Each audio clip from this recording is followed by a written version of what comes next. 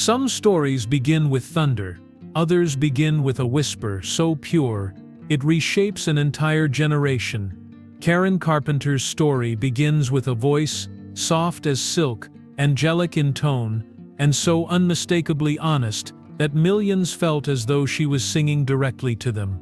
Beside her stood Richard Carpenter, the quiet architect, the musical mastermind, whose arrangements lifted her voice into a realm no other duo could touch. Together, Karen and Richard didn't just perform songs, they created moments frozen in time. Long before the rumors, long before the headlines, there were just two siblings in Downey, California, dreaming bigger than anyone around them believed possible. And somehow, through raw talent and a bond that seemed unbreakable, they built a sound that the world would come to know as the Carpenters. Timeless, elegant, unmatched. Their harmonies wrapped around listeners like a warm memory, the kind that never leaves you, even decades later. But behind the music that captivated millions, behind Karen's unparalleled gift, truths were growing. Quiet, fragile, and nearly invisible, until now. Richard Carpenter, at 78, is ready to finally speak. And what he reveals pulls us deeper into the heart of a story the world thought it already knew. Long before the spotlight found them, before their names were etched into music history, Richard and Karen Carpenter were simply two children growing up under the soft shadows of New Haven, Connecticut. Richard, born in 1946, arrived with a gift already simmering beneath the surface, a quiet sensitivity, a mind that heard music in places most children never noticed. By age 8, while others were chasing baseballs, Richard was chasing melodies, sitting at the family piano with a concentration far beyond his years. His fingers moved with instinct, as if the keys trusted him before he fully trusted himself. Karen followed 4 years later, in 1950. She was younger, livelier, a burst of joy, who filled their home with laughter long before she ever filled it with music. No one expected that she too carried a gift, one that would one day redefine purity in pop music. In those early years, she was simply the little sister who loved being near her brother, watching him play, listening to the sounds he shaped from nothing. Everything changed in 1963, when the Carpenter family packed up their lives and moved across the country to Downey, California.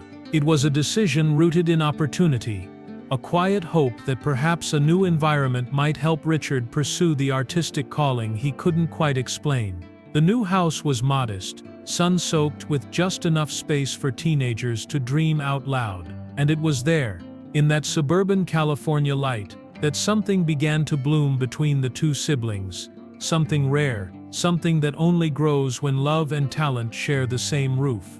Richard's piano became the heartbeat of the household. And Karen, now in her early teens, gravitated naturally toward rhythm. Not singing, at least not at first. She picked up the drums almost on a whim, fascinated by the physicality of it, the pulse, the power. Her parents were surprised, Richard was thrilled. And Karen, with her trademark determination, practiced until the sticks became extensions of her own hands. She wasn't just good, she was exceptional. A female drummer in the early 60s was nearly unheard of, and she wore that title with pride. Their bond deepened through music. They practiced in their bedroom, in the garage, anywhere they could find space. Richard arranged harmonies. Karen kept time with the strength of someone twice her size. Their mother would call them for dinner, but the music often carried them far beyond the hours. They weren't chasing fame. They were chasing sound, chasing each other. And then one afternoon, almost accidentally, everything shifted.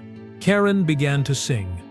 The voice that emerged was unlike anything Richard, or the world, had ever heard. A warm, velvety contralto, so pure and so effortless that it seemed to fall from the air rather than from her lungs. It was the kind of voice that felt like a confession, intimate and unmistakably honest. Richard froze. She laughed, embarrassed. But from that moment on, their musical path changed forever.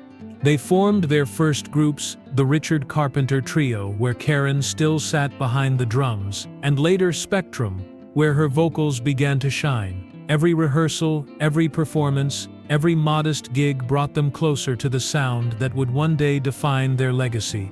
Before the record deals, before the awards, before the world claimed them, they were simply Richard and Karen, two siblings discovering, day by day, that together, they were creating something timeless. By the late 1960s, the quiet musical world Richard and Karen had built in their garage was beginning to spill into something much larger, something neither of them could yet imagine. Their talent had outgrown the small stages of local gigs, and the bond they shared, that soft invisible thread between them, was turning into a sound the world hadn't heard before. When they signed with A&M Records in 1969, it felt surreal, almost dreamlike. Two siblings who once practiced harmonies in a cramped bedroom were suddenly standing on the threshold of real stardom.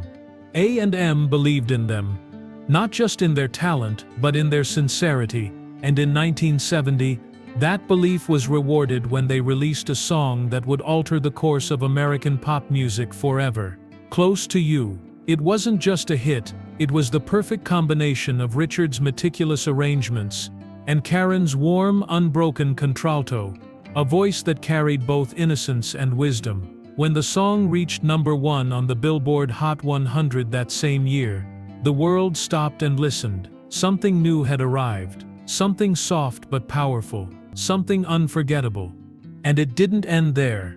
The Carpenters followed with We've Only Just Begun, a song that became the soundtrack of weddings across America, Rainy Days and Mondays, with its melancholy ache that made listeners feel seen. Superstar, a haunting confession wrapped in velvet tones, and Top of the World, a burst of joy that seemed to float effortlessly across radio waves. One stunning release after another, the Carpenters were carving a place in music history, not with volume, not with flash, but with precision, emotion, and authenticity. As their fame exploded, so did their responsibilities. Worldwide tours swept them from city to city, airport to airport, stage to stage. Fans waited outside hotels, malls, and theaters for even a glimpse of Karen's shy smile or Richard's gentle wave. Magazine covers, television appearances, award shows, it all came rushing at them with dizzying speed. The world loved them, the world needed them, and on the surface, it looked like they were living the perfect dream. Behind the scenes, however, the reality was more complex. Karen, who could quiet an entire arena with a single note, battled nerves each time she stepped on stage. Her natural humility, the softness that listeners adored, came with an intensity of perfectionism she rarely revealed. Every breath, every phrasing, every moment she held a note mattered deeply to her. And Richard, ever the musical architect, carried a workload that would overwhelm almost anyone. He was arranging, producing, composing, rehearsing, and striving to uphold the standard that had lifted them into the spotlight in the first place. Together they worked tirelessly, often pushing through exhaustion because the music demanded it, because the world expected it, because they couldn't imagine doing anything else. Yet even amid the pressure, there were moments of pure joy, stolen laughter backstage, quiet harmonies during sound checks, memories they would cling to long after the applause faded. Their efforts did not go unnoticed. Over time, the Carpenters earned 3 Grammy Awards, silent symbols of excellence that validated the years of dedication poured into their craft. But perhaps their greatest achievement was something far less tangible. They changed the texture of American pop music. Their sound, gentle yet commanding, offered listeners a safe place to feel, to remember, to breathe. The world had fallen in love with Richard and Karen Carpenter. And though the journey ahead would bring shadows neither of them could foresee, in these golden years their music was a gift, one that would outlive them both. Success, as dazzling as it looked from the outside, brought with it a new kind of weight, one Karen Carpenter had never been taught how to carry. In the early days, she had always been most comfortable behind the drum kit, tucked safely in the rhythmic backbone of every song. Drumming was her refuge, her shield. But as the Carpenters' popularity soared and audiences fell in love with her warm contralto voice, Karen was ushered from the back of the stage to the very front. And while her voice stunned the world, the shift created insecurities she scarcely knew how to speak aloud. Suddenly the spotlight wasn't just on her music, it was on her body. Commentators, journalists, photographers, even fans felt entitled to discuss her weight, her shape, her appearance. What had once been an innocent young woman's self-awareness quickly deepened into something far heavier. Each critique, each headline, each whisper chipped away at her confidence, and all the while she kept smiling, kept singing, kept delivering performances filled with tenderness. The world saw perfection, Karen felt pressure. The schedules grew longer, the recording sessions stretched late into the night. Tours spiraled across continents, demanding energy no human being could sustain indefinitely. Richard, always the meticulous arranger, began feeling the strain as well. The responsibility to maintain their sound, their momentum, their legacy pushed him into a dangerous reliance on prescription medication. By 1979, the toll became undeniable. Richard Carpenter entered treatment for addiction, a moment that marked both a pause and a quiet heartbreak in their careers. They were a team, and when one of them struggled, the other felt the shockwave. During this same period, Karen found herself yearning for something she could call her own, something outside the whirlwind of fame, music schedules, and public scrutiny. She longed for stability, for companionship, for a life that belonged to her, and not to the expectations of the world. In 1980, she married real estate developer Thomas Burris. At the time, she hoped it would be the foundation for a new beginning, a chance to be simply Karen, not Karen Carpenter, the superstar. But the marriage was short-lived. By 1981, it ended in divorce, leaving her with a sorrow that rarely found its way into interviews or photo spreads. She had hoped marriage would center her heart. Instead, it left her feeling even more alone. Behind the glamour and the soft orchestral arrangements lay an emotional storm no one fully understood. Her health began to decline long before anyone recognized the seriousness of what she was facing. The dieting, the pressure, the constant commentary on her appearance. It was a quiet battle, unfolding in real time. But in the late 70s and early 80s, few people had the language or awareness to name it. Many around her misunderstood the signs. Some minimized them, others simply didn't know what they were seeing. And through all of this, Karen kept performing with grace. She kept recording. She kept being the voice millions depended on. But inside, she carried fears, doubts, and a yearning to be loved without conditions. The emotional cost of fame was slowly carving itself into her life, and the world, enchanted by her angelic voice, had no idea how hard she was fighting just to stay afloat. It was a time marked by pressure and vulnerability, by brilliance shadowed with quiet pain. The sibling duo who once practiced joyfully in their childhood garage now faced struggles neither fame, talent, nor love could easily solve. And though Karen tried to hold herself together with perseverance and hope, the storm brewing beneath the surface was growing stronger. In the early 80s, the world saw Karen Carpenter as glowing, graceful, flawlessly composed. But behind the polished performances and carefully lit interviews, her body was fighting a battle she could no longer hide. Anorexia nervosa, rarely spoken about, hardly understood, and often dismissed, had tightened its grip on her life. At the time, there wasn't even a language for what she was facing.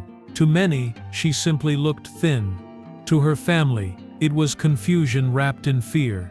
But to Karen, it was a storm too vast to outrun.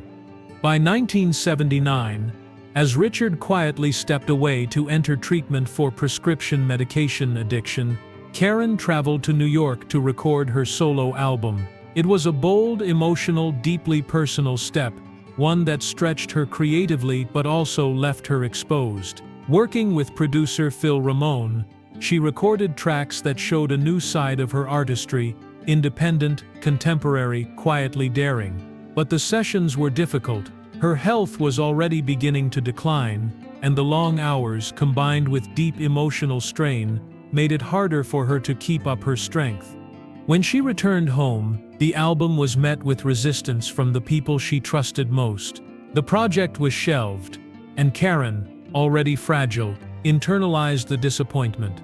For someone who had spent her whole life pleasing others, her fans, her family, her team, it was a blow that lodged deep inside her heart. As 1982 arrived, her condition worsened. She collapsed and was hospitalized, her body weakened by years of nutritional depletion. Those close to her watched with mounting worry. But even then, the understanding of eating disorders was minimal. Doctors were learning in real time, friends were guessing, family members were struggling to piece together the severity of what was happening. And all the while, Karen tried to reassure everyone that she was getting better, even when her body was failing her from the inside out. For Richard Carpenter, the memories of that period remain some of the most painful of his life. At 78, he finally speaks of them with clarity, not as rumor, not as myth, but as truth shaped by love and regret. He remembers feeling helpless, watching his sister drift further into a condition he could not fix. He recalls the frustration of not understanding what anorexia truly was, or how it could dismantle someone so vibrant and gifted. He describes the unspoken fears that hung in the air, the quiet tension at family gatherings, the polite attempts to downplay the obvious changes in Karen's appearance. Everyone hoped she was recovering. Everyone wanted to believe her smile. But beneath that hope lay a silent dread. Rumors circulated for years, whispers about her weight, her relationships, her emotional life. And Richard, protective as ever, carried those rumors like stones in his pockets. He shielded his sister in every way he knew how. But even he admits now that there were signs he didn't recognize soon enough. Not because he didn't care, but because the world had never taught him what those signs meant. On February 4, 1983, Karen Carpenter died of heart failure caused by complications from anorexia nervosa. She was only 32. The news stunned the world. Fans mourned, the industry paused, and Richard, standing quietly in the background, carried a grief so profound it reshaped the rest of his life. Decades later, he finally allows himself to speak openly, not to rewrite history, but to honor her truth, to acknowledge the suffering she hid, to clarify the rumors that never should have existed, and to remind the world that behind the angelic voice they adored was a young woman fighting a battle far more complex than anyone understood. In the years after Karen's passing, Richard Carpenter found himself surrounded by a silence he did not know how to navigate. The world had lost a singer, but he had lost his sister, his musical partner, the other half of a bond formed long before fame ever found them. And yet, from within that silence, he began to understand the one truth that would carry him through the next 4 decades. Karen's voice had not ended. It had only shifted from presence to memory, from sound to legacy. Richard poured himself into preserving that legacy, with the same meticulous care he once devoted to their studio sessions. He began remastering the Carpenters' catalog, restoring every harmony, every soft breath, every gentle phrasing that Karen delivered with such effortless warmth. It became his life's work, not out of obligation, but out of devotion. Each project allowed him to step back into the world they had built together, where music softened every sharp edge, and where Karen's voice felt alive again for a moment. And the world responded.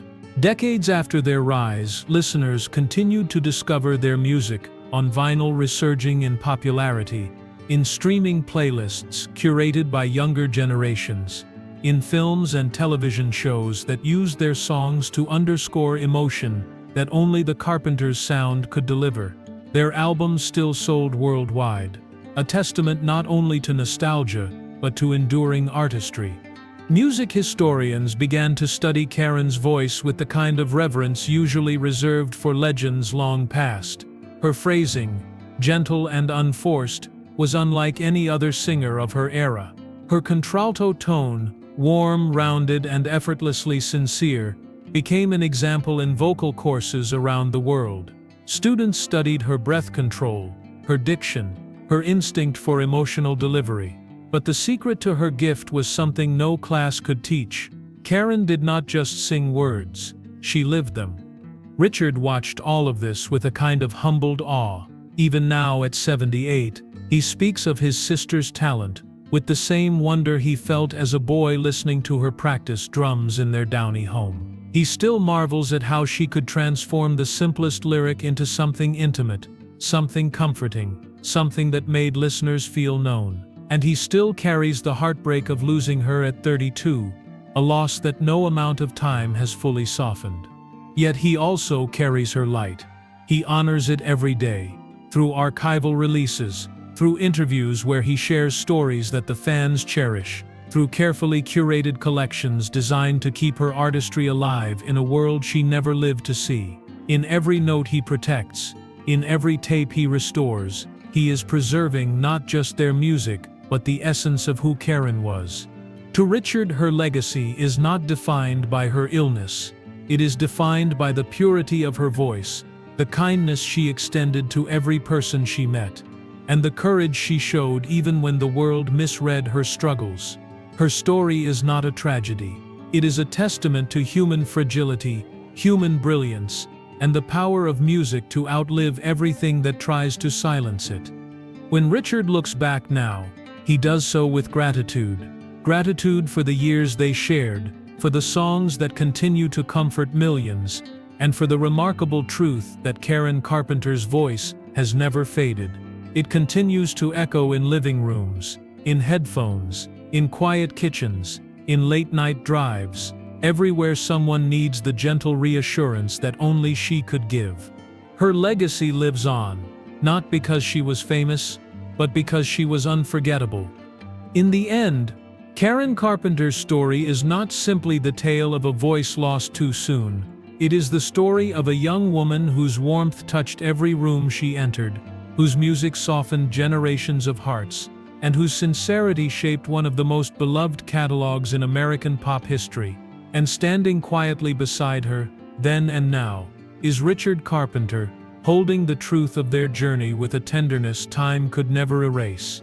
At 78, he no longer hides from the memories, nor from the unanswered questions the world still carries. Instead, he chooses to honor the sister who changed his life, the partner who completed every harmony, the artist whose gift continues to ripple across decades.